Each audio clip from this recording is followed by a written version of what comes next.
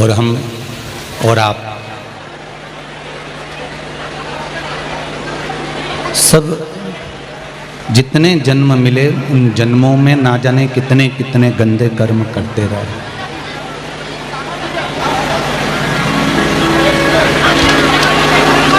कोई एक दो जन्म की बात नहीं है कि एक दो जन्म में हमने जन्म लिया और कर्म करा। ऐसे कितने जन्म, कितने ही जन्म हमारे निकलते चले गए और उन जन्म में हमने कोई अच्छा कर्म नहीं करा। हम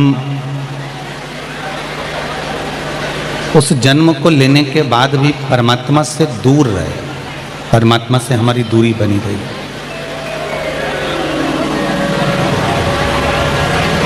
भगवान को तो धन्यवाद देना चाहिए, आपको और हमको, कि आपने जो शरीर दिया है, आपने जो जीवन दिया है, इस शरीर को, इस देह को, इस जीवन को आपने अपनी भक्ति में लगा लिया।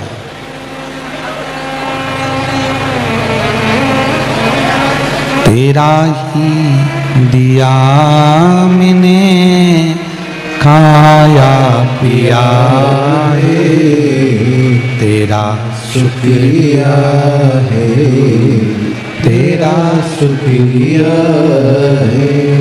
मुझे भोले बाबा ने बहुत दे दिया है, तेरा शुक्रिया है, तेरा शुक्रिया है। ये जायदाद दी है, औलाद दी है, ये जायदाद दी है, औलाद दी है। मुसीबत में हर वक्त इमदाद दी है, मुसीबत में हर वक्त इमदाद दी है। तेरा ही दिया मैंने खाया किया है, तेरा शुक्रिया है, तेरा शुक्रिया है। बड़ी मुश्किल से ये मानव का देह मिला है, बड़ी मुश्किल से ये मानव का शरीर मिला है, बड़ी मुश्किल से ये मनुष्य का जीवन मिला है। और उस मानव की देह को, मनुष्य के जीवन को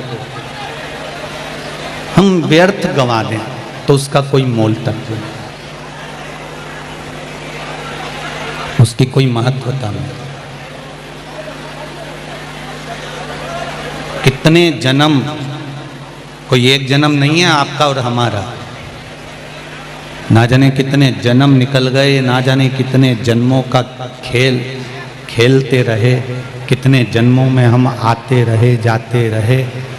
और अंत ये मानव का जो शरीर है, 84 लाख योनियां काटने के बाद जो ये मनुष्य का शरीर मिला है, मानव का देह मिला है, ये अंतिम बिंदु होना चाहिए।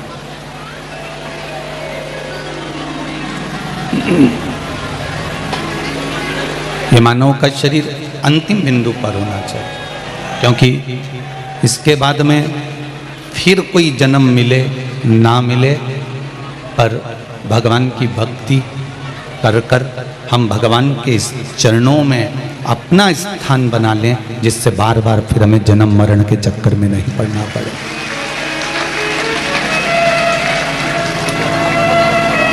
लाखों लाखों लोग आप लोग इस कथा में आए हो, कोई गिनती नहीं आपकी। पूरे भाटापारा में कहीं जगह नहीं, जहाँ देखो वहीं गाड़ियाँ, आप और आपकी अविरल भक्ति है, इसके सिवा कुछ भी नहीं। कितने घंटों से इंतजार कर रहे हो कथा का, वो कथा हाथ से ना चली जाए उसका ध्यान रखना। बड़ी मुश्किल से 5-5, 6-6 घंटे से इंतजार में लगे हो और 3 घंटे की 2.5 घंटे की कथा अगर बातचीत में छूट गई तो फिर आना व्यर्थ था, फिर आने का कोई सार्थक नहीं था। बड़ी मुश्किल से मिलती है। और बड़े प्रसन्न हुआ करो जब सत्संग में जाया करो तो उसमें अपने को मुख नहीं उतारना। सत्संग में जाओ तो बड़े खुश होकर जाओ, और सत्संग से घर भी जाओ तो बड़े खुश होकर जाओ। और कोई तुमसे पूछे कि कहाँ बैठे हो तो सत्संग में जब बैठो तो प्रसन्न होकर बताना कि मैं भगवान की शरण में बैठा हूं, मैं किसी गलत जगह पर नहीं बैठा, मैं किसी गलत स्थान पर या गलत जगह पर नहीं बैठा हूं, मैं भगवान की शरण में बैठा। उसकी शरण में, उसके चरणों में भक्ति का एक बल हमारे भीतर जागृत हो जाता है। भक्ति का एक बल।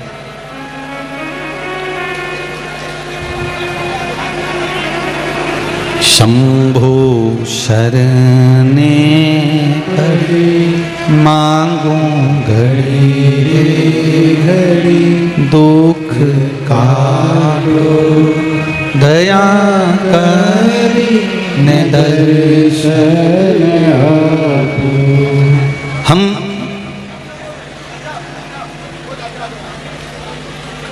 एक बात आपको कहें, जब लड़का पढ़ता नहीं है ना, जब लड़का विद्या अध्ययन नहीं करता, पढ़ता नहीं है, पढ़ाई पर उसका ध्यान नहीं रहता, पढ़ता नहीं, तब हम बच्चे से कहते हैं थोड़ा कम से कम 12वीं तक तो पढ़ ले।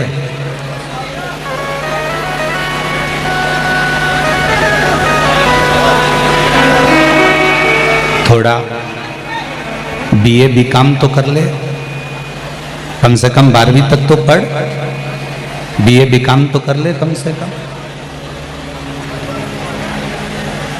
हम उस लड़के को, हम उस बच्चे को बार बार समझाते हैं कि BA कर ले, BCom कर ले, थोड़ा पढ़ ले, अच्छे से पढ़ाई कर ले। कुछ नहीं कर तो कम से कम थोड़ा बहुत तो पढ़ ले। मैट्रिक तो कर ले, 12th तो कर ले, 10th तो कर ले, BCom BA तो कर ले। घर के लोग अपने बच्चे को बार बार कहते हैं, बार बार समझाते हैं, बार बार पढ़ाते हैं कि इतना पढ़ ले, इतना पढ़ ले, इतना पढ़ ले। उसी तरह जो गुरु होता है, उसी तरह जो सतगुरु होता है, वो सतगुरु, वो गुरु आपसे इतना जरूर कहता है कि अभी भजन का समय है, मौका मिला है, स्मरण का मौका है, भजन का मौका है, कीर्तन का मौका है, कीर्तन कर लो, भजन कर लो, स्मरण कर लो, ये अभी मौका मिला है। 21,600 श्वास प्रत्येक मनुष्य को मिलती है, प्रत्येक मानव को प्राप्त होती है, और वो 21,600 श्वास का अगर सदुपयोग हो जाए, 21,600 श्वास का यदि सही उपयोग हो जाए तो परमात्मा को मिलने में फिर वो देरी नहीं होती, परमात्मा मिल जाए। उस श्वास का सदुपयोग करना सीखें।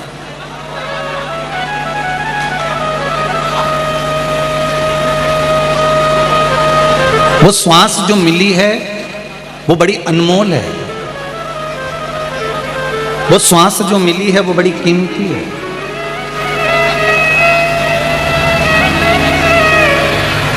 शंकर की भक्ति में, शंकर के स्मरण में, शंकर भगवान के मंत्र जाप में, शंकर भगवान के नाम जाप में, शंकर भगवान के स्मरण में जितनी श्वास से हमारी लग रही हैं, जितनी श्वास से हमारी जा रही है, समझ लेना कि पूर्व में जो श्वास से गई वो श्वास किसी काम की नहीं थी, और जो श्वास भगवान के मंत्र जाप में, भगवान के भजन में लग रही है, वो श्वास की कीमत स्वयं भगवान ही जान सकता है कि उसका आनंद क्या है, उसका सुख क्या है। बचपन में आपने भगवान का भजन नहीं करा, जवानी में नहीं करा, अधेड़ी में नहीं करा, मान लो बुढ़ापा आ गया और दुनिया के लोग कर रहे हैं कि बुढ़ापे में भजन करके अब कौन सा तुम इतिहास रच दोगे। तो कहने वाले को इतना जरूर कह देना, बताने वाले को इतना जरूर बता देना कि भगवान के भजन में, भगवान के कीर्तन में, भगवान के मंत्र जाप में, भगवान की कथा में उम्र नहीं देखी जाती। परमात्मा की भक्ति में उम्र का कोई क्रम नहीं है। आर्मी की नौकरी करोगे, मिलिट्री की नौकरी करोगे तो उसमें लिखा है कि उम्र इतनी होना चाहिए। विद्युत विभाग की नौकरी करोगे तो उसमें लिखा हुआ है उम्र इतनी होना चाहिए। शिक्षक की नौकरी करोगे तो शिक्षक में भी लिखा हुआ है उम्र इतनी होना चाहिए।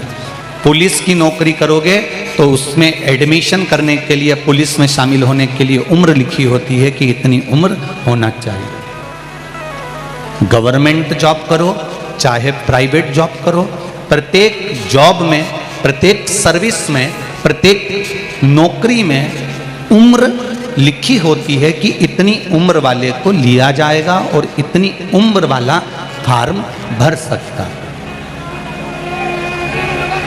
अब एक बात विचार करो, ये तो नौकरी वालों का हो गया कि नौकरी वाले के लिए उम्र लिखी है। जो कपड़े की दुकान कर रहा है, पान की दुकान कर रहा है, किराने की दुकान कर रहा है, टीवी फ्रिज की दुकान कर रहा है, व्यापार कर रहा है, व्यवसाय कर रहा है, उसकी कोई उम्र लिखी है क्या? अरे बोलो तो जम के, नहीं लिखी ना। जो नौकरी कर रहा है उसकी उम्र लिखी कि तुम्हें इतनी उम्र तक नौकरी करना है, तुम्हें इस उम्र से शामिल किया जाएगा, तुम्हें इस उम्र में लिया जाएगा, तुम्हें इस उम्र में तुम्हारी नौकरी लगा दी जाएगी। पर जो धंधा कर रहा है, जो बिजनेस कर रहा है, जो व्यापार कर रहा है, उसकी कोई उम्र नहीं।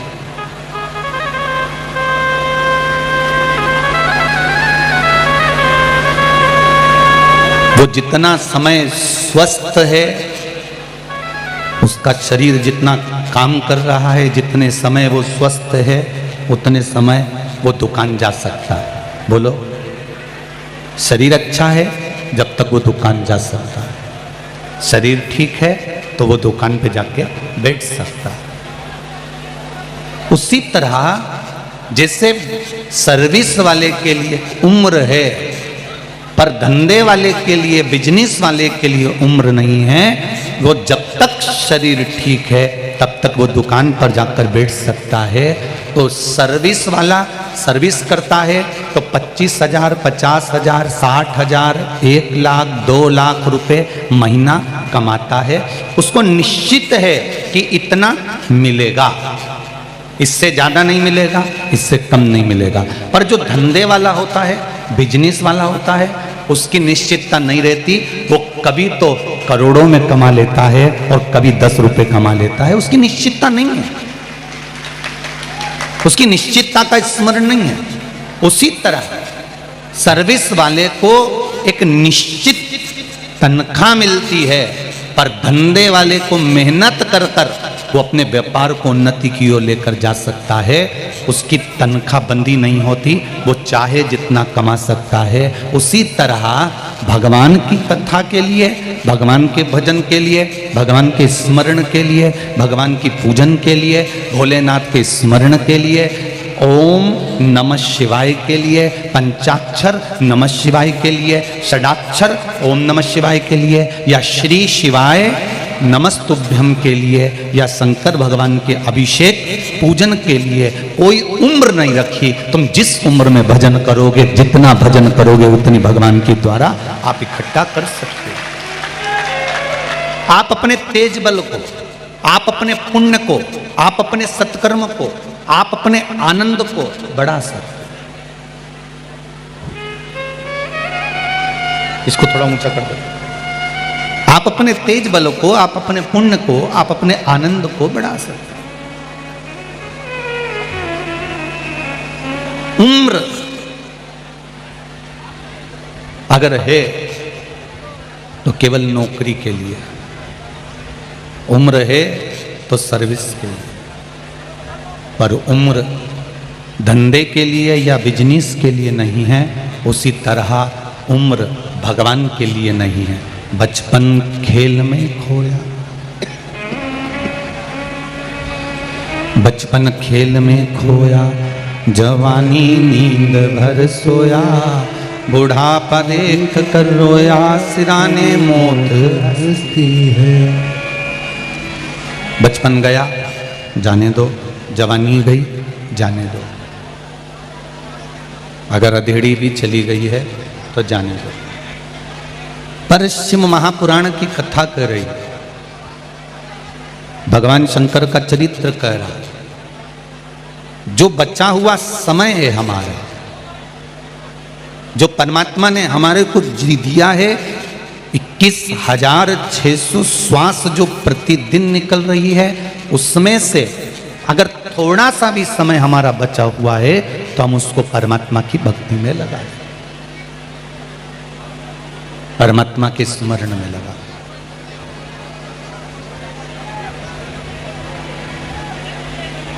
मैंने तेरे ही भरोसे, ओ बाबा तेरे ही भरोसे, हवा बिच उड़ती जावांगी, बाबा डोर हटो छठी नाम कटी जावांगी।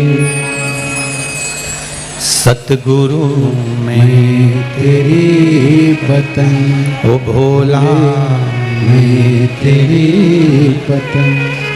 भगवान का नाम, भगवान का जाप, भगवान का स्मरण, भगवान का मंत्र जाप, भगवान का भजन, भगवान का कीर्तन, भगवान के मंत्र का स्मरण, भगवान को एक लोटा जो तुम जल समर्पित कर रहे हो, भगवान को एक बेलपत्र जो तुम समर्पित कर रहे हो, भगवान को एक चावल का दाना जो तुम समर्पित कर रहे हो, वो अपनी चित्त वृत्ति में उतार कर रखना कि वो चढ़ाया गया एक लोटा जल इस मनुष्य देह का मृत्यु लोक में भी उद्धार करता है, और जब हम उस परमात्मा के दरवाजे जाते हैं तो वहां भी उद्धार कर देता है। दोनों जगह तार है।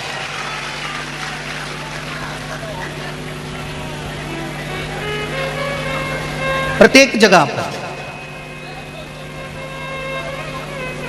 आपका किया गया भजन केवल मनुष्य देह को नहीं तार रहा है, आपका किया गया भजन केवल आप अकेले को नहीं तार रहा है, आपका किया गया भजन,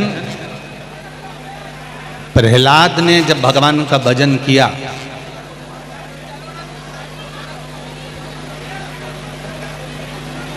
और प्रहलाद के पिता हिरण्यकशिपु के उदर को, पेट को जब भगवान नरसिंह ने फाड़ा,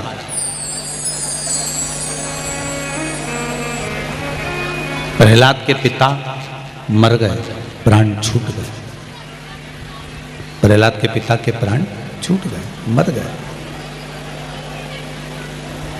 प्रहलाद की आंख में आंसू भरे थे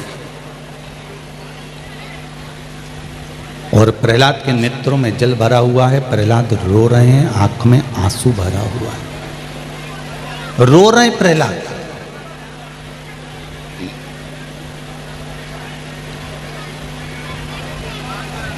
भगवान नरसिंह ने पूछा, प्रहलाद तुम क्यों रो रहे हो? तुम्हारे पिता मर गए, तुम्हारे पिता के प्राण चले गए, तुम इसलिए रो रहे हो?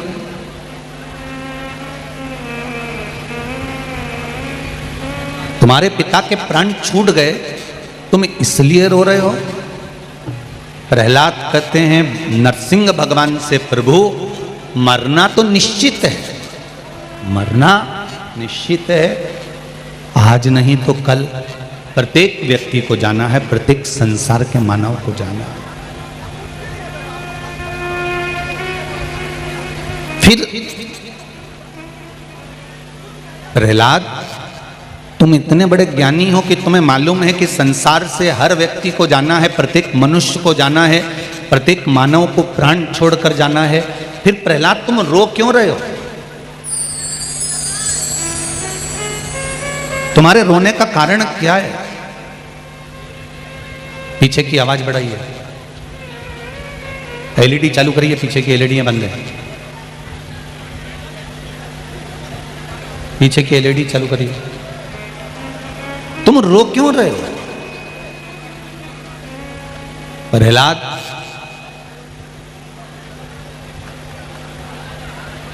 जब तुम्हें मालूम है कि प्रत्येक संसार का व्यक्ति मरेगा, प्राण छूटेगा और उसके प्राण जाएंगे, तो फिर क्यों रोना? प्रहलाद कह रहे हैं, प्रभु मैं रो इसलिए रहा हूं कि मेरे पिता के प्राण छूटे। वो असुर थे, राक्षस थे, असुर प्रवृत्ति थी उनकी असुर प्रवृत्ति थी। उनके प्राण छूटे, उनके प्राण जा रहे हैं। मैं जानता हूं कोई असुर, कोई राक्षस अगर मरता है तो उसको नरक का भोग भोगना पड़ता, और मेरे पिता को भी नरक का भोग भोगना पड़ेगा, इसलिए मैं रो रहा हूं। भगवान नरसिंह ने कहा, प्रहलाद तुम भूल गए, जिसके घर में 7 पीढ़ी में भी अगर एक कोई पुण्य करने वाला, दान करने वाला, भजन करने वाला, भगवान की सेवा करने वाला, शिव महापुराण की कथा करवाने वाला पैदा हो जाता है, तो उसकी 71 पीढ़ी तो वैसे ही तर जाती है।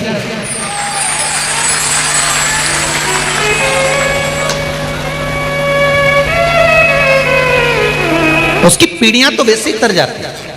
प्रहलाद, तुमको लगता है कि तुम्हारे पिता मरने के बाद नरक जाएंगे? तुमको लगता है कि तुम्हारे पिता राक्षस थे इसलिए नरक पड़ेंगे? तुमको लगता है तुम्हारे पिता असुर थे, दैत्य थे, इसलिए वो नरक पड़ेंगे? नरसिंह भगवान कहते हैं कि तुम उनके घर में तेरे जैसा बेटा जन्मा, उनके घर में तेरे जैसा पुत्र जन्मा, इसलिए वो नरक नहीं भोगेंगे, वो स्वर्ग का राज्य भोगेंगे। वो नरक नहीं भोगने वाले हैं, स्वर्ग का राज्य भोगेंगे। मैं शर्मा परिवार को बहुत बहुत धन्यवाद देना चाहूँगा। नेहा भाभी जी आपको भी, अश्विन जी आपको भी, आपके माता पिता को, आपके भाइयों को, आपके भाभियों को, बहुओं को, पूरे परिवार को धन्यवाद देना चाहूँगा कि घर में कम से कम एक व्यक्ति के कहने पर ये शिव महापुराण की कथा करवा कर पूरे कुल को दान दिया। इतना कुल तारा है।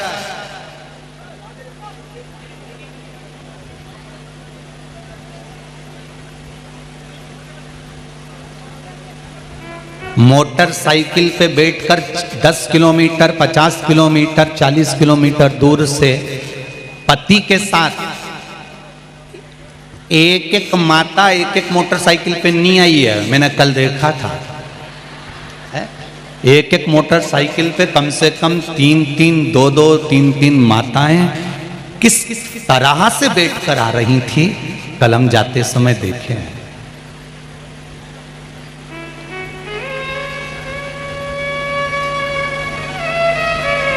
मैं आस्था चैनल वालों से कहूंगा, केवल यही पंडाल नहीं, बाजू वाला पंडाल, ये पंडाल, बाहर जो धूप में चिलचिलाती धूप में बैठे हैं, जगह नहीं है तो गाड़ियों पर खड़ा कर कर बैठे हैं।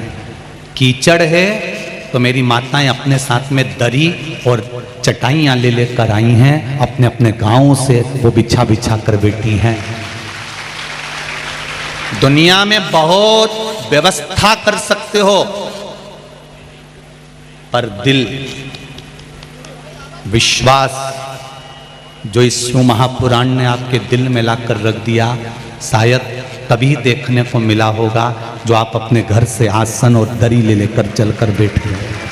धन्य है शर्मा परिवार ने व्यवस्था करी, जितनी बन सकती है उतनी करी। उनको भी इतना अंदाजा नहीं था। पहले उन्होंने कहा था टेंट लगाया है 1 लाख पब्लिक के लिए, तो हमने शर्मा जी से कह दिया था, बोले थे कि पहले दिन की तैयारी रख लीजिए, दूसरे दिन से टेंट की व्यवस्था कर लीजिए। शंकर है, शिव है, वो बैठता है कैलाश पर तो खुलकर बैठता है, उसका कोई अंदाजा नहीं।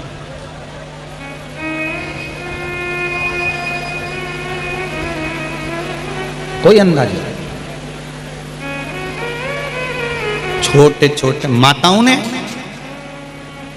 कई माताएं तो अपने घर से चादर लेके आई हैं, चादर, और चादर को 4 डंडे से बांधकर एक उधर पकड़ के बैठ गई, एक उधर, और बीच में बाकी के उनके बच्चे और उनके परिवार वाले बैठे और कथा सुन रहे हैं। धन्य है मेरी माओ, प्रणाम करता हूं आपको, दंडवत करता हूं मेरी जीजियों आपको। छत्तीसगढ़ के रहनिवासियों को मेरा बहुत बहुत धन्यवाद है साहब। यहाँ शंकर की कथा को आप लोग लेने के लिए आए हो, शिव तत्व को लेने के लिए आए हो, और ये विश्वास मानकर बैठना मेरी माताओं, जितने दिल से आपने शंकर भगवान को विश्वास कर कर अपने हृदय में शंकर भगवान को विश्वास कर कर, जितने लोग आस्था चैनल पर सुन रहे हैं, जितने फेसबुक और यूट्यूब पर सुन रहे हैं, जितने विश्वास के साथ आपने भगवान शंकर को अपने दिल में बिठाया है, ये विश्वास मानना कि तुम्हारे संकट को भी शंकर भगवान ने दिल से मिटाया है, तुम्हारे संकट को मिटा दिया। एक पत्र आया है, देखिए।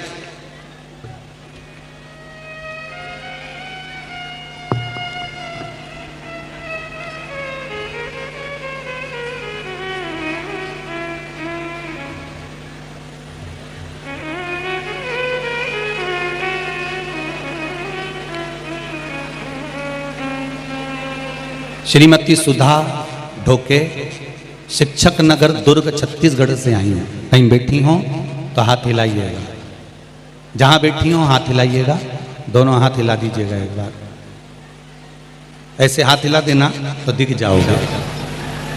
श्रीमती सुधा ढोके, शिक्षक नगर दुर्ग छत्तीसगढ़ से मैं आई हूँ। कोरोना काल से पहले से हम शिव कथा श्रवण कर रहे हैं। शिवरी नारायण के बाद भिलाई दुर्ग में भी कथा स्थल पर जाकर कथा श्रवण किए हैं। कोरोना की त्रासदी से भयमुक्त होकर घर पर ही नियमित रूप से कथा श्रवण करें। बाबा की कृपा से सारी समस्याएं टीवी पर कथा सुनते ही दूर हो गई। हमारी पुत्री करीब 10 वर्षों से सीए की तैयारी कर रही थी। कितने साल से कर रही है? जम के बोलो जरा। 10 साल से सीए की तैयारी कर रही थी। फाइनल परीक्षा में आकर अटक जाती थी। आपके द्वारा बताए हुए पशुपति व्रत भी हमने बारी बारी से किए। मेरी पुत्री के साथ मेरे पति ने भी व्रत को किया, सफलता नहीं मिली। दूसरी बार इसी बीच में तब एक व्रत और धारण कर कर उस व्रत की सफलता से सीए का एग्जाम पास किया। लीवर में कुछ समस्या, जांच में डॉक्टरों ने कैंसर का आदेश वक्त दिया था। टाटा मेमोरियल हॉस्पिटल में मुंबई में इलाज चला। इसी बीच में पशुपति व्रत आरंभ किया। बाबा की कृपा से 2 ही हफ्ते हुए थे और दूसरी बार जब कैंसर की जांच कराई तो बाबा की कृपा से नॉर्मल रिपोर्ट आई और कैंसर समाप्त हुआ। ये शिव है। एक पत्र और है,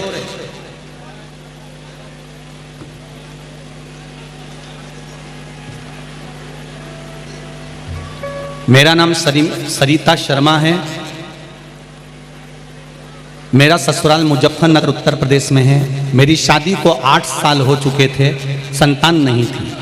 फिर मेरे ससुर जी आपकी कथा को देखने के लिए प्रेरित किए। गुरुजी 2 साल में आपकी कथा सुन रही हूँ और आपके द्वारा बताए गए पशुपति व्रत को 5 सोमवार किया। पूरे श्रावण मास घी से शिवजी का अभिषेक किया, प्रार्थना की और बाबा की कृपा से मेरे घर में 8 साल के बाद बच्चे ने जन्म लिया। डॉक्टरों ने मना कर दिया था कि तुम्हारे यहाँ संतान नहीं होगी, फिर भी मेरे भोले बाबा ने दिया है। मेरी बेटी का मैं फोटो डाल रही हूँ। हर हर महादेव। ये शिव है।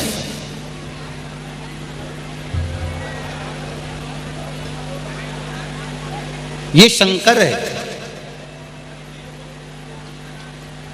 आप दिल से भगवान शंकर का भजन करिए।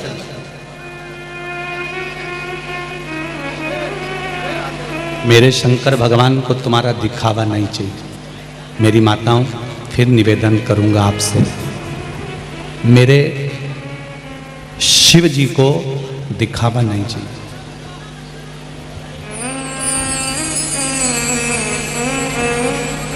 मेरे शंकर भगवान को एक लोटा जल भी अगर आप चढ़ा रहे हो तो दिल से चढ़ाना,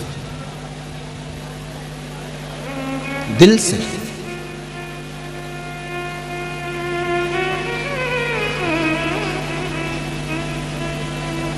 घड़ी देखकर, समय देखकर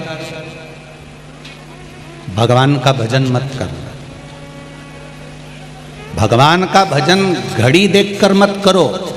भगवान का भजन ये मन से करो कि घड़ी का समय भी वो बदलेगा। हमें तो केवल उसका मंत्र जाप, उसका स्मरण करना।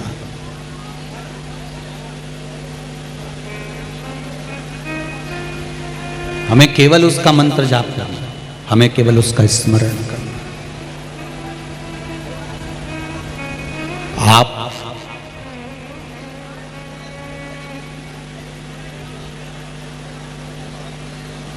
टूटी हुई कलम से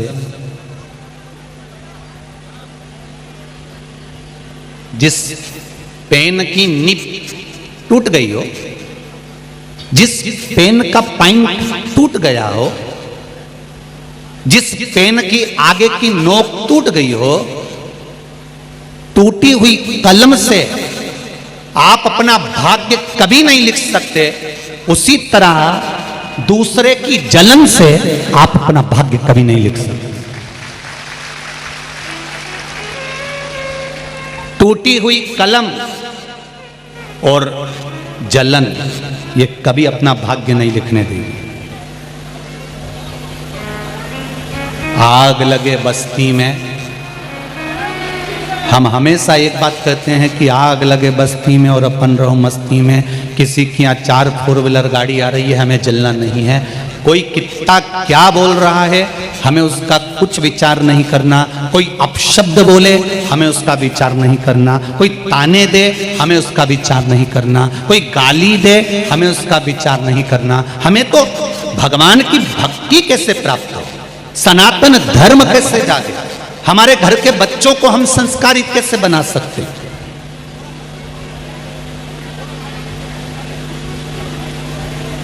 एक लड़के ने लिखा है, मेरी जिंदगी बदल दी आपने, क्या दूं मैं आप कथा में आ गए, इससे ज्यादा मुझे कुछ भी नहीं चाहिए बाबू, बहुत है।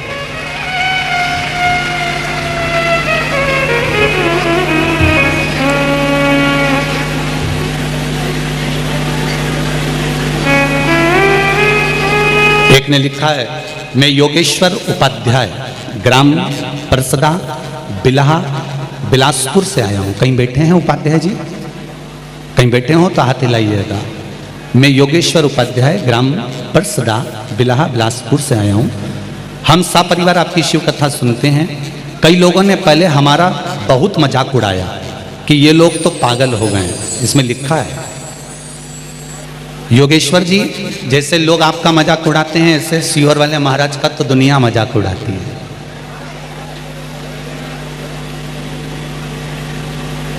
थोड़ी सी भी पूजन कराते हैं तो लोगों को लगता है इन्होंने गलत करा दी। शिवरात्रि की रात्रि के समय पर शिव महापुराण में लिखा है कि शिवरात्रि की पूजन रात्रि के समय 4 पहर में होती है। पहले पहर की कर लो, चाहे दूसरे पहर की करो, चाहे तीसरे पहर की करो, चाहे चौथे पहर की करो। शिवलिंग का निर्माण करो, पूजन करो, विसर्जन करो। जो नहीं समझते उनको तो केवल कैसे भी उंगली उठाना। अब ये तो शिव महापुराण में लिखा कि शिवरात्रि की पूजन रात्रि को हो सकती है, शिवलिंग का निर्माण हो सकता है, विसर्जन हो सकता है, पूजन हो सकती है। जो उंगली उठाने वाले हैं उनसे मुझे तो केवल इतना सा पूछना था कि गणेश जी महाराज रात्रि को विसर्जन होते हैं, देवी जी आधी रात को लोग विसर्जन करने जाते हैं, उसके लिए कभी आप लोगों ने आगे बढ़कर क्यों नहीं कहा? उसके लिए तो कभी एक बार प्रयास करना था। कि आधी रात को गणेश जी विसर्जन, और आप खुद चिल्ला चिल्ला के कहते हो गणपति बप्पा, जय माता दी। उपाध्याय जी, लोग आपको पागल कर रहे हैं तो आपको इसमें गर्व महसूस होना चाहिए।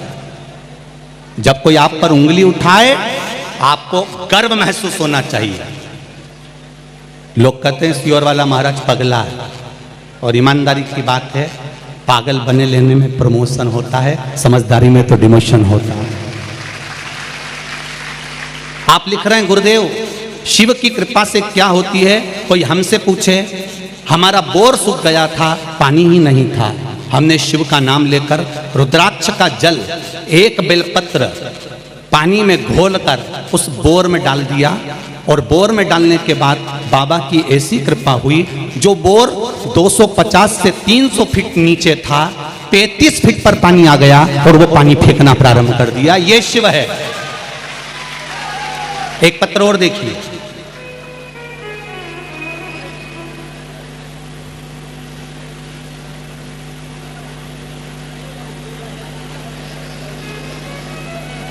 गुरुजी मैं आशुतोष यादव, डोंगरगढ़ छत्तीसगढ़ से निवासी हूं। कहीं बैठे हैं आशुतोष जी?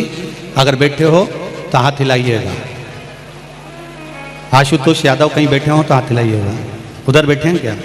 ठीक है, कैमरा चले जाए तो दिखा देना भैया। इधर लेफ्ट में है, पीछे बाहर। मैं जब से शिव महापुराण की कथा सुन रहा हूं, हाले कोसा छुरिया छत्तीसगढ़ में भक्तों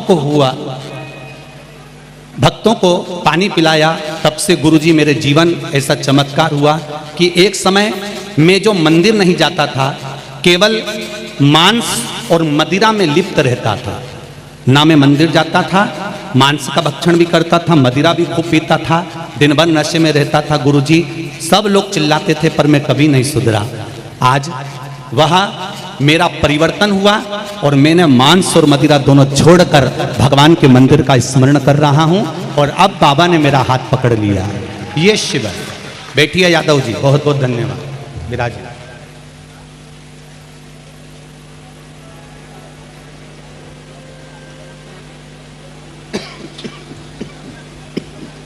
भक्ति किसको कहते हैं?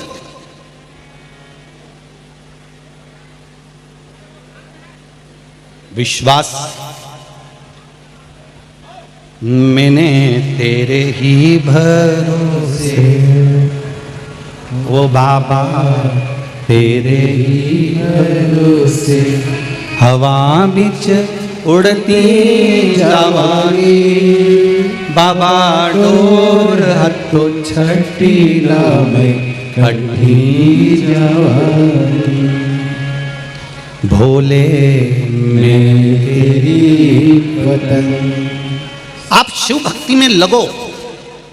आप शंकर भगवान को एक लोटा जल चढ़ाना प्रारंभ करो, सारी समस्या का हल। दुनिया ताने दे, गाली दे, अपशब्द कहे, इल्जाम पर इल्जाम लगाए, पर तुम शंकर के मंदिर जाना मत छोड़ना। एक निवेदन और है, हमारे बहन भाई अगर दूसरे धर्म की ओर जा रहे हैं तो उनको एक बार खींचकर हमारे शंकर के मंदिर की ओर जरूर लेकर आना और उसको बताना कि शिव भक्ति में क्या है। मत लगाओ इसको, बंद कर दो, गर्मी आता है, बंद कर दो। शिव भक्ति में क्या है उनको बता।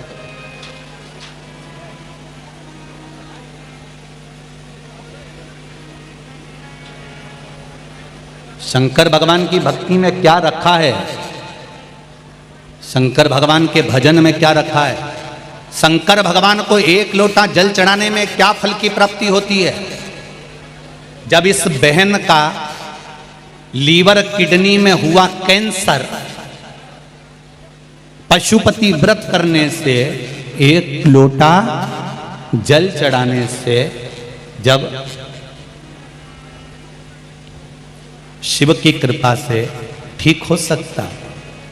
पुत्री ने जो सीए की अंतिम वर्ष की परीक्षा जून में दी थी, पशुपति व्रत करने से 15 जुलाई 2022 को रिजल्ट में 10 साल से जो फेल हो रही थी बाबा की कृपा से जब वो 10 वर्ष से फेल होने वाली बेटी, सीए की पढ़ाई करने वाली पढ़ी लिखी बेटियां, बेटे क्या भगवान पर विश्वास करें? पर एक बार व्रत करने के बाद अगर शंकर भगवान ने सीए के फाइनल में पास कर दिया तो क्या वो बेटी शंकर का मंदिर छोड़ेगी? फिर शिव का स्मरण छोड़ेगी?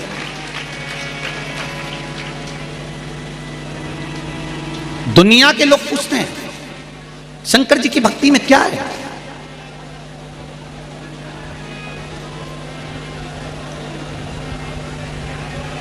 फिल्म वाले हंसी उड़ा देते हैं देवताओं की।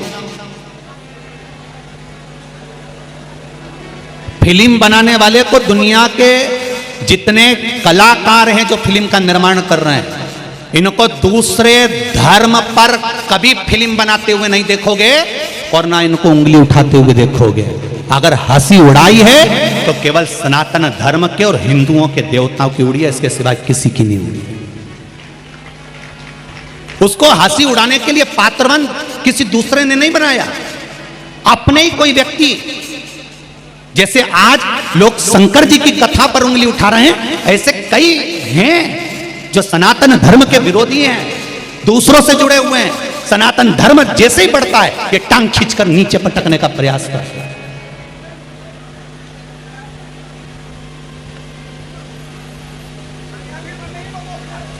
अरे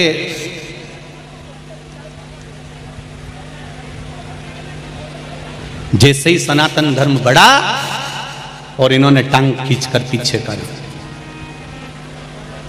आज पूरा राष्ट्र, पूरा भारत देश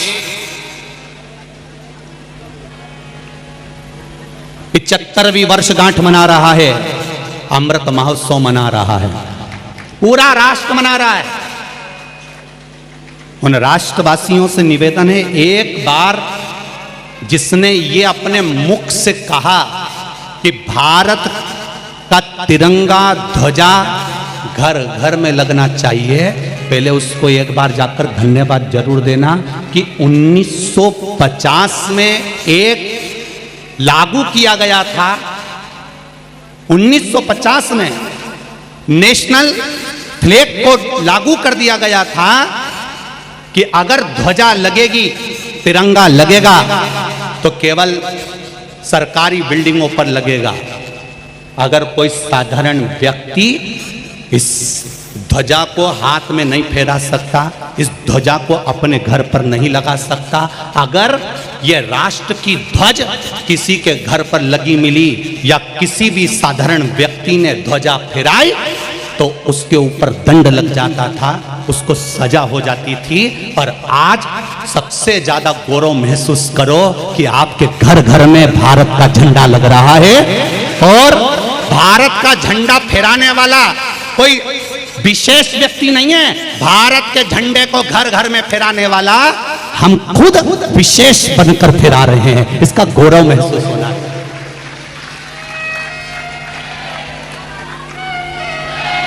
आज सबसे ज्यादा खुश हुए होंगे तो पिंगली वेंकैया, आंध्र प्रदेश के वो स्वतंत्रता संग्राम सेनानी जिनको कहा गया था कि हमारे राष्ट्र का भी एक ध्वज होना चाहिए। पिंगली वेंकैया आंध्र प्रदेश के वो स्वतंत्रता संग्राम सेनानी जिन्होंने 30 राष्ट्रों का ध्वज देखा और उस 30 राष्ट्र के ध्वज में क्या क्या है, उसका फल क्या क्या है, उसमें से छांट कर पिंगली वेंकैया ने आंध्र प्रदेश के उस स्वतंत्रता संग्राम सेनानी ने तिरंगे का निर्माण करा और 22 जुलाई 1947 को डॉक्टर राजेंद्र प्रसाद जी की अध्यक्षता में यह राष्ट्रीय ध्वज घोषित होकर निर्मित।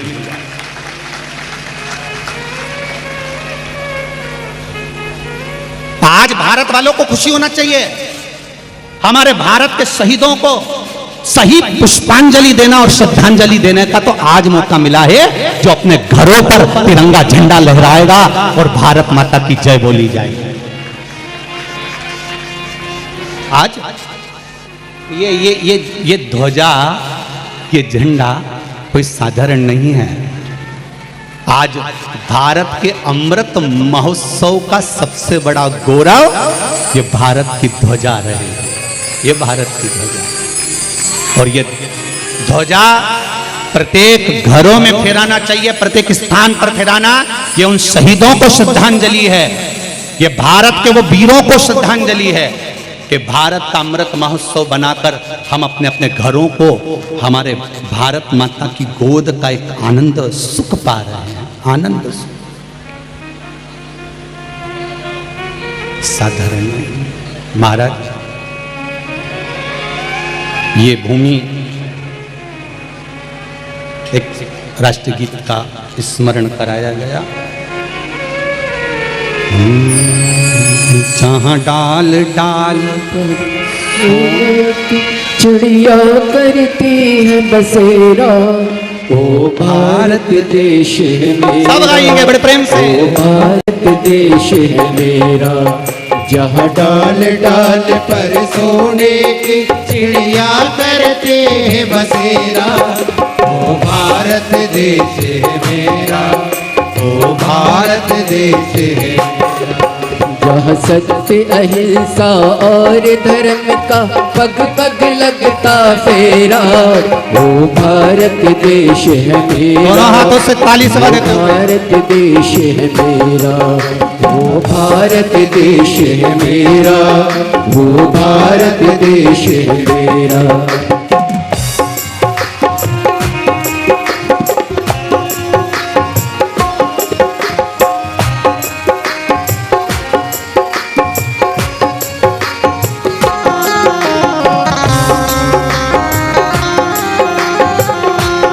भारत माता की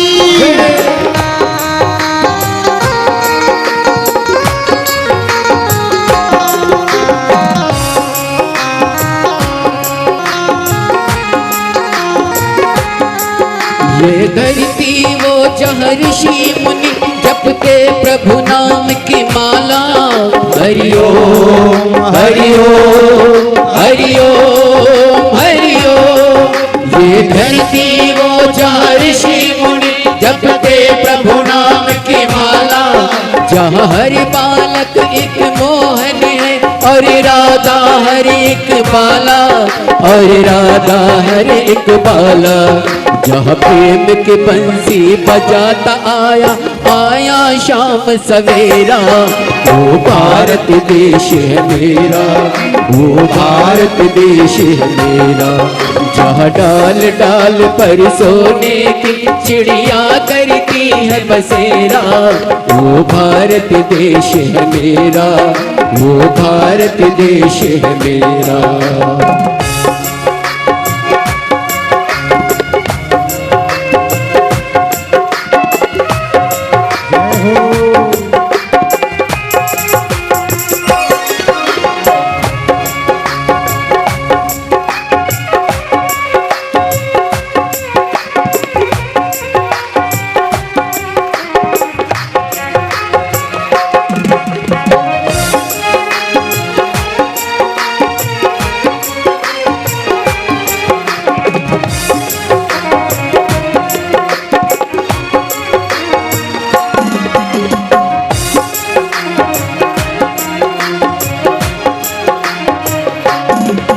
अलबेलों की इस धरती के त्योहारों की इस धरती के त्योहार भी है अलबेले।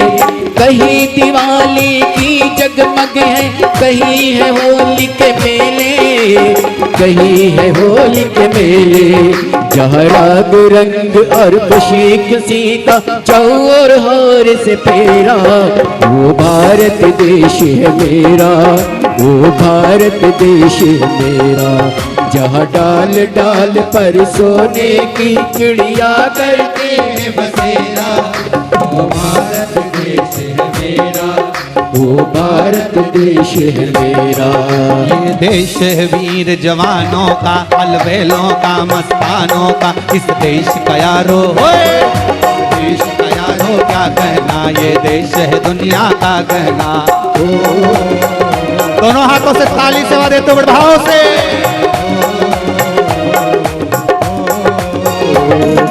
देश है वीर जवानों का, अलबेलों का, मस्तानों का, इस देश का यारो, इस देश का यारो क्या कहना, ये देश है वीरों का कहना।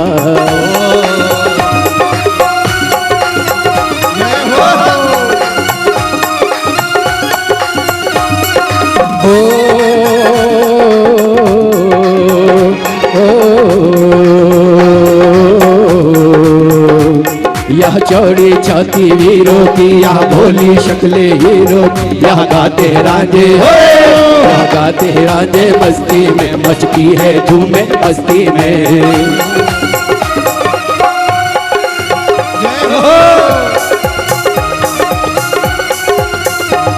पेड़ों पे पहाड़ी झूलों की, मन के लिए तलवार है हम में दाम हम जालों में, मिलती है कलियां बालों में।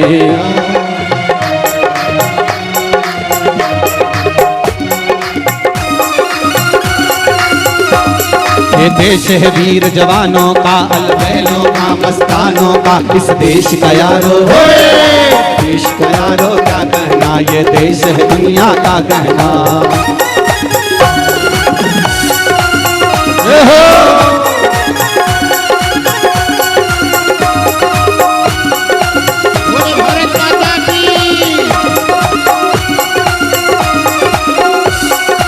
बोल भारत माता की जय। जरा दोनों हाथ उठाकर बड़े प्रेम से भारत माता की। बैठ जाइए। हर हर महादेव। शिव महापुराण के मूल मंत्र का स्मरण करेंगे। सभी लोग अपनी जगह पर बैठकर भगवान शंकर के मूल मंत्र का दिल से, हृदय से, चित्त से, मन से आप स्मरण। श्री शिवाय नमस्तुभ्यं। श्री शिवाय नमस्तुभ्यं। श्री शिवाय नमस्तुभ्यं। श्री शिवाय नमस्तुभ्यं। श्री शिवाय नमस्तुभ्यं। भोला सब दुख काटो हमारा, हो भोला सब दुख काटो हमारा। शिव शंकर जपो तेरी माला, भोले बाबा जपो तेरी माला। भोला सब दुख काटो हमारा, ओ भोला सब दुख काटो हमारा। भगवान शिव ओगढ़दानी, त्रिकालदर्शी, कैलाशी, अविनाशी शंकर भगवान की कथा कहती है। जीवन में जो सुख का अनुभव है, भगवान के पावन चरणों का जो रस तत्व है, एक लोटा जल की जो महत्वता है, जो शिवजी को चढ़ा रहा है, वो जानता है कि शंकर की भक्ति का फल क्या है।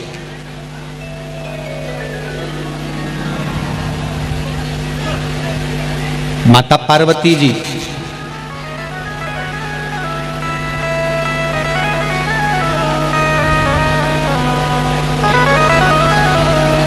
शिवजी से कहती हैं, बाबा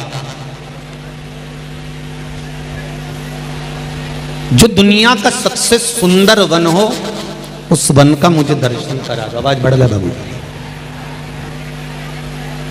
दुनिया का जो सबसे सुंदर वन हो, उस वन का मुझे दर्शन करना।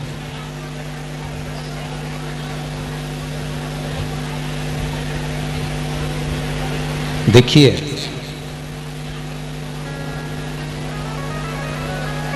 पार्वती माता के पिता और माता के जो संस्कार हैं, वो पार्वती माता में आए हैं। आपके घर के बच्चों के जो संस्कार दिखते हैं, उससे ये महसूस होता है कि आपके घर के माता पिता के क्या संस्कार रहे होंगे, क्या संस्कार रहा होगा, क्या संस्कार रहे।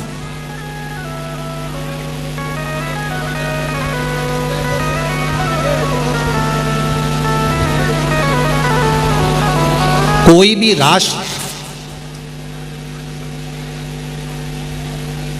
जब तक पराजित नहीं होता, जब तक कि उसकी संस्कृति जिंदा है, उसको कोई हरा नहीं सकता।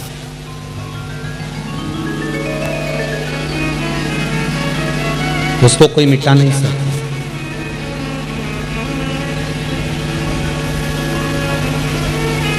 भारत भूमि की संस्कृति,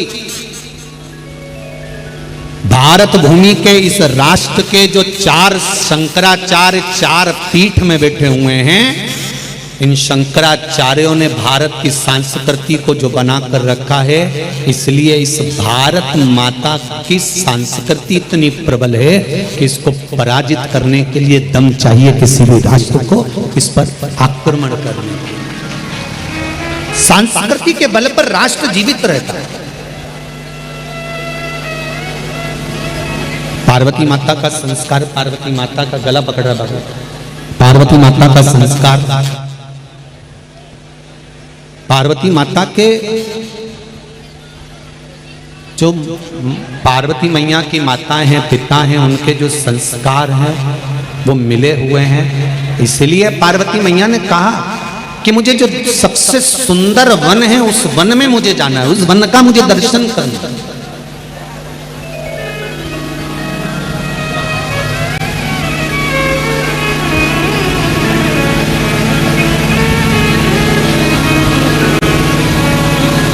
भगवान शंकर ने पार्वती जी से कहा तुम वन में जाकर करोगी क्या?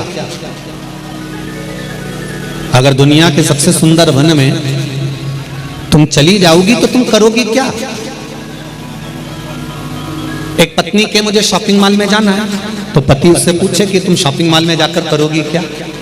तो पत्नी कहेगी मुझे बच्चों के लिए कपड़े खरीदना है, सामान खरीदना है, मुझे ये खरीदना है, मुझे वो खरीदना है। और अगर कोई पत्नी अपने पति से कहे कि मुझे घुमाने के लिए वो पहाड़ी पर ले चलो, पति पूछे तुम उस पहाड़ी पर करोगी क्या?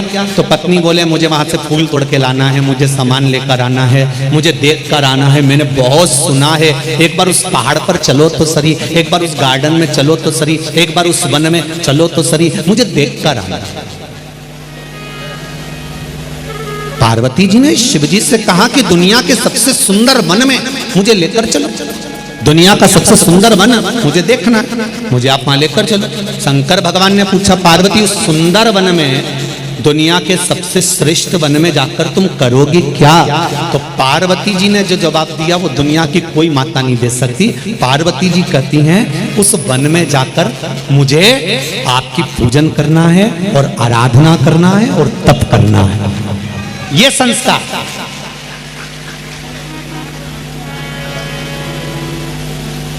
ये हमारे संस्कार बोल रहे हैं, ये हमारी सभ्यता, ये हमारे भाव बोल रहे हैं, ये हमारा संस्कार बोल रहा है।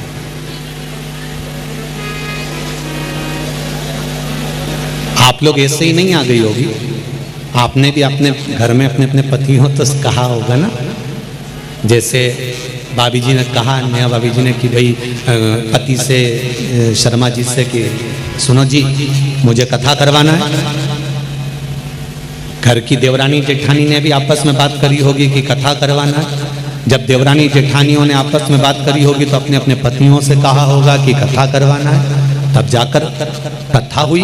उसी तरह से आप लोगों ने भी तो कहीं ना कहीं किसी न किसी रूप में तो कहा होगा कि भाटापारा में कथा चल रही है, शर्मा जी कथा करवा रहे हैं, आस्था चैनल पर कथा आ रही है, फेसबुक यूट्यूब पर चल रही है। मेरा मन है कि अपन कुछ नहीं तो शनिवार रविवार को तो चले ही चले। ये विचार तो करा होगा आप लोगों ने, तब जाकर कहीं ना कहीं पति की बुद्धि में, चित्त में, परिवार के चित्तवृत्ति में ये बात आई और वो आपको लेकर कथा तक पहुंचे, वो आपको लेकर कथा पंडाल तक पहुंचे, वो आपको लेकर कथा मंडप तक पहुंचे।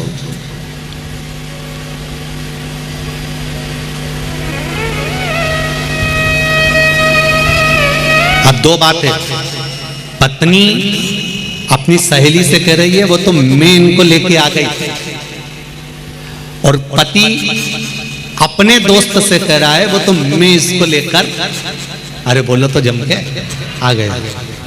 पत्नी सोच रही है कि मैं लेकर आई हूं, और पति सोच रहा है मैं लेकर आया। पर सही मायने में देखा जाए, ना तुम्हारी सामर्थ्यता है ना उसकी सामर्थ्यता है कि शिव महापुराण तक आ जाओ। ये तो भोले बाबा लेकर आए, शंभू लाए। नहीं तो सावन के महीने में शिव महापुराण की कथा सुनना, सावन महीने में ये कथा, बेस थोड़ा कम कर दो बाबू, सावन महीने में ये कथा श्रवण करना, सुनना,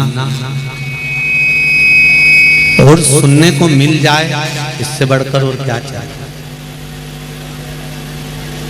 श्रवण करने को मिल जाए इससे बढ़कर और क्या चाहिए। शिव की कृपा से, शंकर भगवान की उदारता से, शिव की करुणा से आप मुझे कोई वन ले चलो, जो दुनिया का सबसे सुंदर वन हो, उस वन का मुझे दर्शन करना है, उस वन में मुझे लेकर चलिए। शंकर भगवान पार्वती जी को नंदन वन में लेकर पहुंच गए।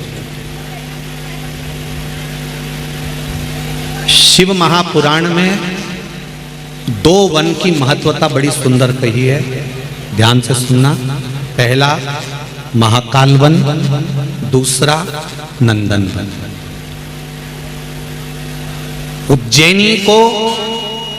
उज्जैन को महाकाल वन कहा जाता है। कौन सा वन कहते हैं? महाकाल वन। काशी को नंदन वन कहा जाता है। कौन सा वन?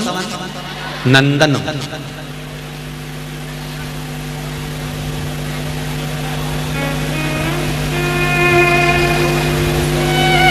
भगवान शिव पार्वती जी को ले गए नंदन वन, और माता पार्वती जी को नंदनवन ले जाकर भगवान शंकर ने एक वृक्ष के सामने बिठा दिया।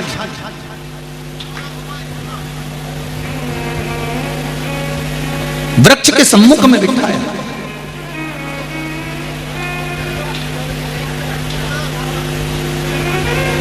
पार्वती मैया ने शिव जी के चरणारविंद को पखारा।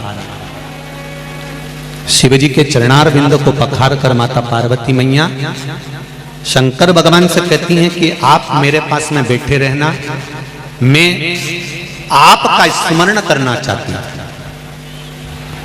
पंचाक्षर मंत्र का जाप माता पार्वती जी ने करना प्रारंभ किया।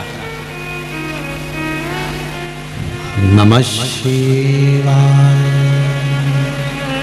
ओम नमः शिवाय, नमः शिवाय, ओम नमः शिवाय, नमः शिवाय, ओम नमः शिवाय, नमः शिवाय, नमः शिवाय। पंचाक्षर मंत्र का जाप, पंचाक्षर मंत्र का स्मरण माता पार्वती जी ने करना प्रारंभ करा। थोड़ी देर बाद देवादिदेव महादेव उठे, जाने लगे। पार्वती जी ने रोका, स्वामी रुको, कहां जा रहे हो?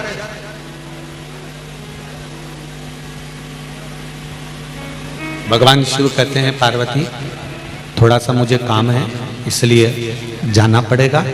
तुम जब तक मंत्र के जाप में डूबी हुई हो, मैं तब तक थोड़ा सा भगवान विष्णु से मिलकर आता हूं।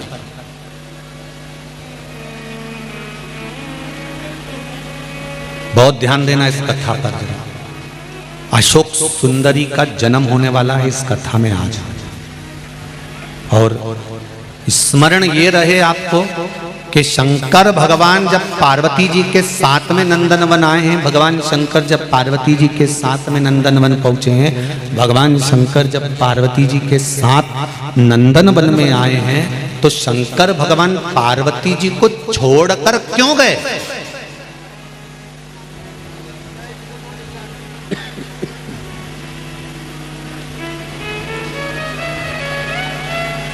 पार्वती जी को छोड़कर जाने की शिव जी को क्या जरूरत पड़ गई?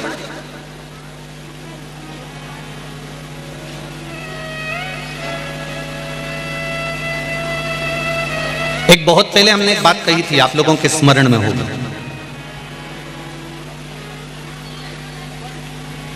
कि कथा सुनने बैठो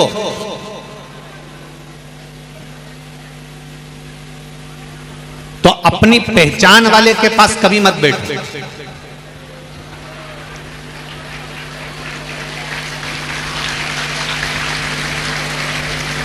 पर यहां हमने कथा के उल्टा देखा है। यहां लोग हाथ हिला के बुला लेते हैं। यहां जो अपने परिचित होते हैं ना, पहचान वाले, उनको हाथ हिला के बुलाते हैं। यहाँ थोड़ा उल्टा है। अब शिव पुराण कह रही है कि कथा सुनने बैठो या साधना करने बैठो तो पहचान वालों के पास में मत बैठो। क्यों? कथा सुनने बैठोगे और पहचान वाले के साथ में बैठ गए तो कोई भी बात आई तो तुरंत उस बात को लेकर आपस में बात करने बैठ जाओ। और अगर पहचान वाले के पास नहीं बैठे और जिससे तुम्हारी दुश्मनी है तुम उसके पास बैठ गए तो कथा में कोई भी अच्छी बात आई ना और तुम्हारा मन भी कराना बात करने का, तो पास में तो जगदम्बा बैठी। तो अब तुम ना तो बात कर सकते ना चित कर सकते, और पाँव भी अगर जरा सा उसके ऊपर रख दिया ऐसा देगी ना धर के, दूसरी बार पाँव नहीं रखोगे तो एकदम जैसी बैठी है ना पल्लू वल्लू डाल के, बेसी की बेसी एक जैसी बैठी रही, एक जैसी।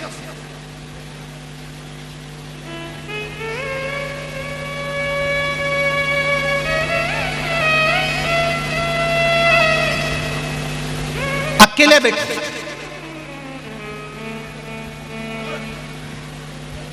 सत्संग करना है ना, कथा श्रवण करना है ना, भगवान की आराधना करना है ना, तप करने बैठे हो ना, साधना करने बैठे हो ना, भगवान को पाने बैठे हो ना, भगवान से नींद लड़ाने बैठे हो ना, तो अकेले की साधना होना चाहिए।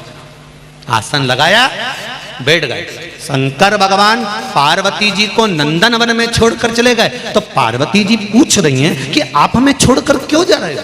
शंकर भगवान ने कहा मुझे भगवान विष्णु बुला रहे हैं इसलिए मुझे जाना पड़ेगा, मुझे वहाँ पहुँचना पड़ेगा, मुझे वहाँ जाना है, मैं वहाँ चले जाता हूँ, मेरा वहाँ पर काम बहुत सारा है तो मैं वहाँ चले जाऊँगा, मैं वहाँ पहुँच जाऊँगा, मैं वहाँ चले जाता हूँ। तो पार्वती जी ने कहा मैं अकेली यहाँ पर रहूँगी, मैं अकेली यहाँ पर रहूँगी, अच्छा लगेगा? शंकर भगवान कहते हैं पार्वती सुनो, माता के गर्भ से अगर जुड़मा बच्चे भी जन्म लेते हैं ना तो एक साथ पैदा नहीं होते, एक एक कर कर जन्म लेते हैं। मतलब संसार में अकेले आए हो और अकेले ही जाओ, ये निश्चित हो गया,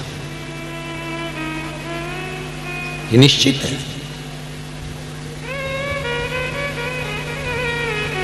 जो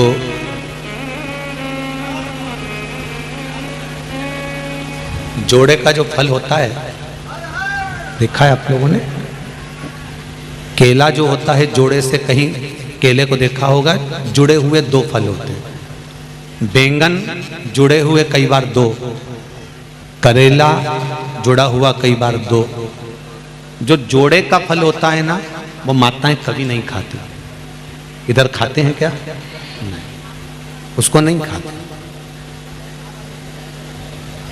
उस जोड़े के जो फल है, उस जोड़े के फल को माताएं उठाकर या तो ठंडा कर देती है या कहीं दान दे देती है या किसी मंदिर में पहुंचा देती। बोलो सही है ना जीजियो? उसको जोड़े के फल को माताएं कभी नहीं खाती। उसको उठाया और दे दिया, उसको उठाया और दान कर दिया, उसको उठाया और किसी को प्रदान कर दिया।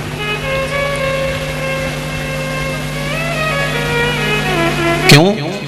क्योंकि नंदन वन में भगवान शंकर ने माता पार्वती को जोड़े के फल की महत्वता बताई।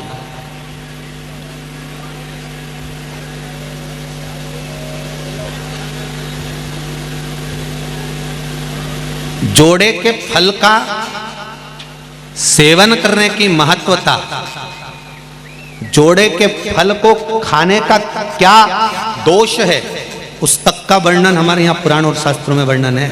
कभी योग लगे तो भविष्य पुराण का थोड़ा सा स्मरण करिएगा। गीता प्रेस गोरखपुर की भविष्य पुराण मंगवाइएगा और उस भविष्य पुराण को थोड़ा सा पढ़िएगा।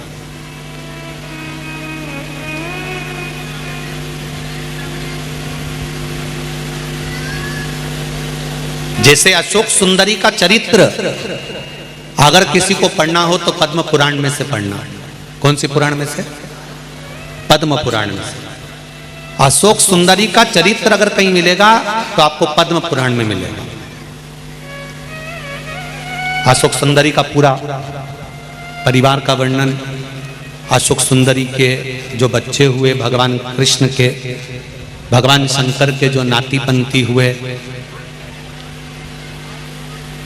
अशोक सुंदरी के बच्चे जब नाना के घर में आते थे शंकर भगवान के यहाँ तो कैसे रहते थे। अशोक सुंदरी की 100 बेटियां और 2 बेटे हुए थे। उनका पूरा वृतांत अगर आपको पढ़ना है तो पद्म पुराण में पढ़ना।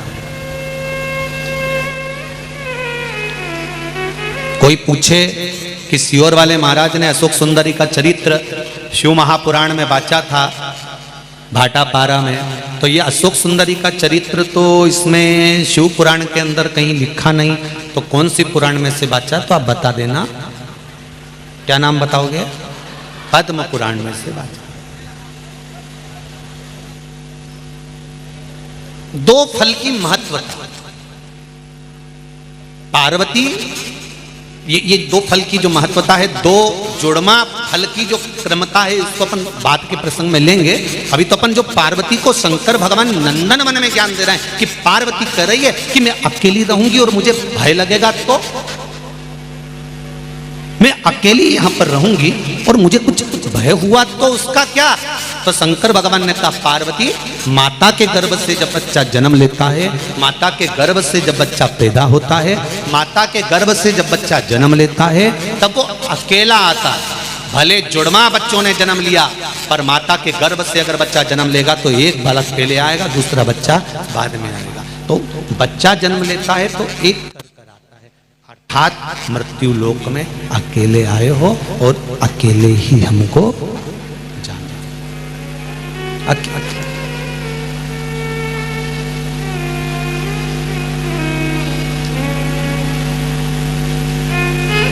पार्वती जब मृत्यु लोक में व्यक्ति जन्म लेता है, मृत्यु लोक में जब मनुष्य जन्म लेता है, आता अकेला है। शंकर भगवान कह रहे हैं पार्वती, तुमको लगता है कि तुम अकेली इस नंदन वन में रहोगी।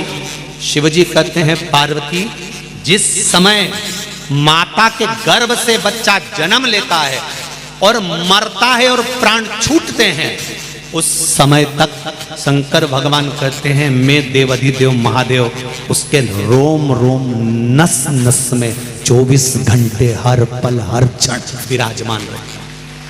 हर पल हर घड़ी हर क्षण शिव है हमारे। ऐसी कोई घड़ी, ऐसा कोई पल, ऐसा कोई क्षण, ऐसा कोई समय खाली नहीं जाता जिस समय पर देवाधिदेव महादेव या भगवान हमारे साथ नहीं रहता।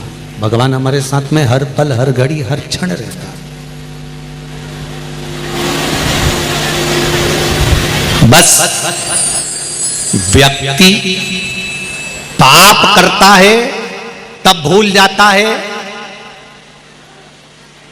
कि भगवान है।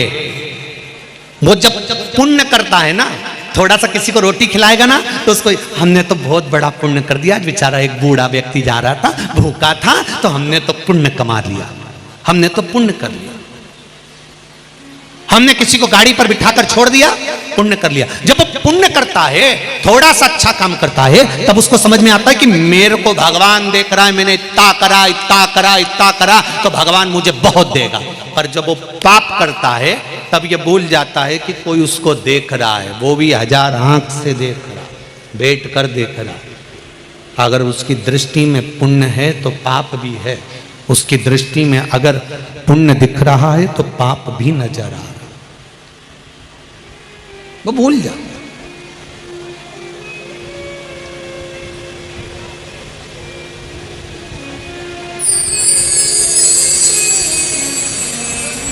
आज एक पत्र सुबह जहां हम रुके हैं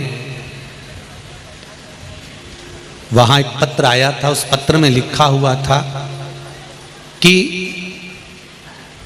आस्था चैनल पर कथा आ रही है, फेसबुक यूट्यूब पर कथा चल रही है, फिर ये भाटापारा में इतने सारे लोग कथा सुनने के लिए क्यों आए हैं गुरुजी, इसका कोई उत्तर है क्या?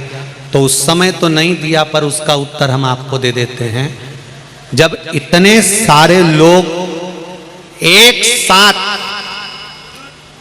पंचाक्षर मंत्र नमः शिवाय, षडाक्षर मंत्र ओम नमः शिवाय या श्री शिवाय नमस्तुभ्यम या राम नाम या कृष्ण नाम का एक साथ जाप करते हैं, तो मुख से एक बार मंत्र निकलता है, और वो मंत्र जब इतने लाखों लोगों के मुख से एक साथ निकलता है तो ये 3.5 करोड़ रोम छिद्र सब तर जाते हैं, एक बार में ही तर गए।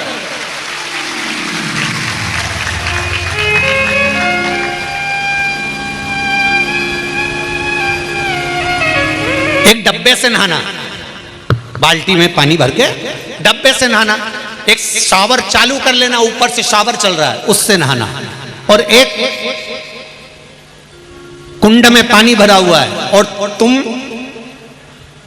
और डुबकी लगा के बाहर। इन तीनों स्नान में सबसे जल्दी स्नान कौन सा हो सकता है? जम के बोलो जरा, जम के।